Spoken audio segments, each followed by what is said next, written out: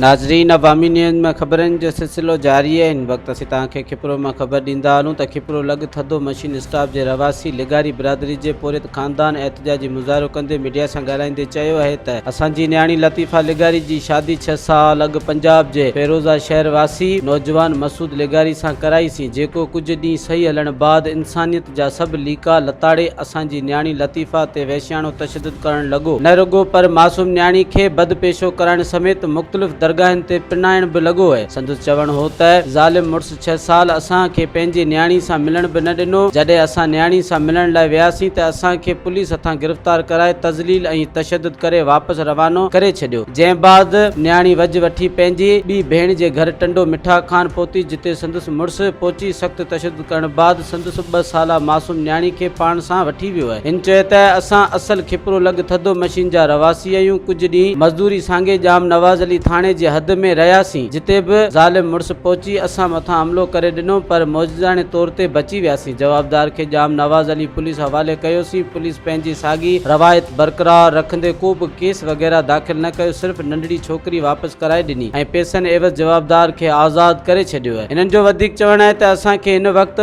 वापसि पंहिंजी अबाणे ॻोठ थधो मशीन ते रहूं पिया। जवाबदार मसूद लिगारी संदसि ॿाहिरि फ़ोननि ते मौतमार धमकियूं ॾेई रहिया आहिनि। मुज़ाहिरीन वसवारनि खां इंसाफ़ जी घुर कई है। मज़ीद खबरों और तफसीलात के लिए विजिट करें हमारी वेबसाइट www.awamiNewsHD.com।